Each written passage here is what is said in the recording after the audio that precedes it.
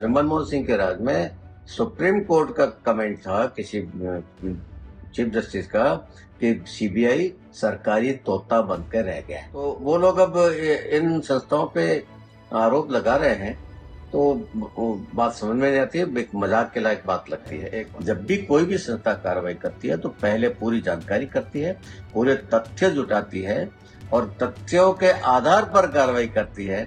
उन्हें तुम्हारे कारनामे ऐसे कि रेड करनी पड़ रही है और कारनामों के सबूत है उनके पास, इसलिए रेड कर रहे हैं वो।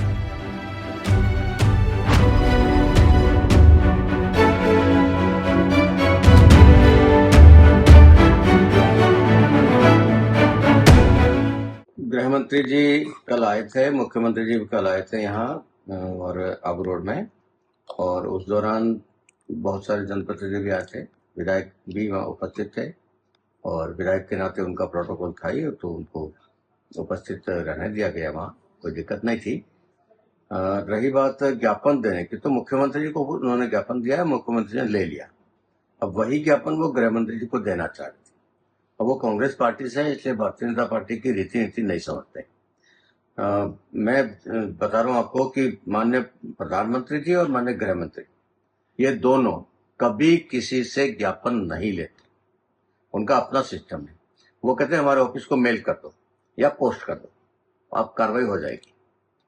मैं पिछले 25 साल से जानता हूँ। नरेंद्र मोदी जब पहली बार मुख्यमंत्री बने थे, तब भी मैंने ये देखा। मैंने खुद ने कभी उनको कागज देने की कोशिश की थी, तो उनका नहीं, मेरे को हाथ में मत दो, मेरे ऑफिस पहुंचा दो, फिर मेरी जिम्मेदारी।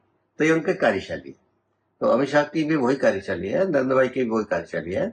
उनके ऑफिस तक कागज पहुंच जाए, चाहे पोस्ट से पहुंचो, चाहे उस ईमेल से पहुंचो, चाहे व्हाट्सएप पहुंचो, कैसे भी पहुंचे, चाहे उनकी वेबसाइट के थ्रू पहुंचो, नमो ऐप के थ्रू पहुंचो, उनके ऑफिस में कागज जाने के बाद उस पर कार्रवाई होती ही है और हाथ में वो कागज कभी नहीं लेते हैं। इस परंपरा के बारे में शायद विधायक महोदय को जानकारी नहीं रही होगी, इसलिए उन्होंने जिद करी होगी देने की।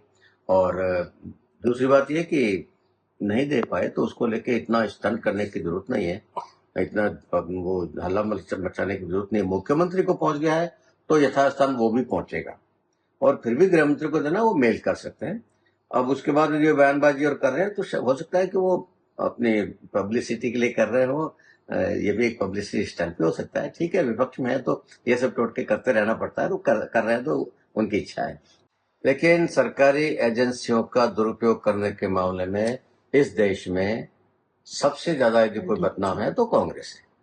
चाहे वो इनकम टैक्स डिपार्टमेंट हो, चाहे वो ईडी हो, चाहे वो सीबीआई हो, चाहे वो यहाँ तक कि इनके राज में, मनमोहन सिंह के राज में सुप्रीम कोर्ट का कमेंट था किसी चीफ जस्टिस का कि सीबीआई सरकारी तोता बनकर रह गया है। तो वो लोग अब इन संस्थाओं पे आरोप लगा रहे हैं, तो वो बात समझ में नहीं आती है, एक मजाक के लायक बात लगती है। एक बात।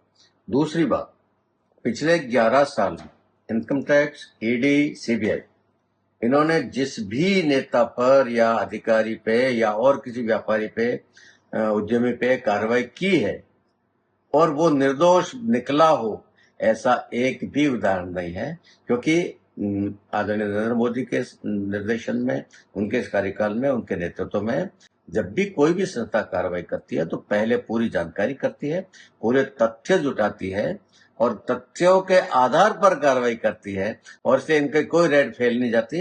हर रेड में कोई कोई नतीजा निकलता है, प्रमाणित होता है तथ्य, और अगले को सजा होती है। तो इसलिए ये आरोप लगाना कि भाई हमको परेशान करने के लिए रेड की जा रही है, ये गलत है। और तुम्हारे कारनामे ऐसे है कि रेड करनी पड़ रही है और कारनामों के सबूत है उनके पास, इसलिए रेड कर रहे हैं वो। तो इस बात को समझना चाहिए, और उसको उनका पॉलिटिकल स्टंट है, उसको डाइल्यूट करने का। ठीक है, वो अपना काम कर रहे हैं, लेकिन ऐसा कुछ नहीं कि भाई कोई एक पार्टी के आप मेंबर है इसलिए किया जा रहा है, ऐसा बिल्कुल नहीं।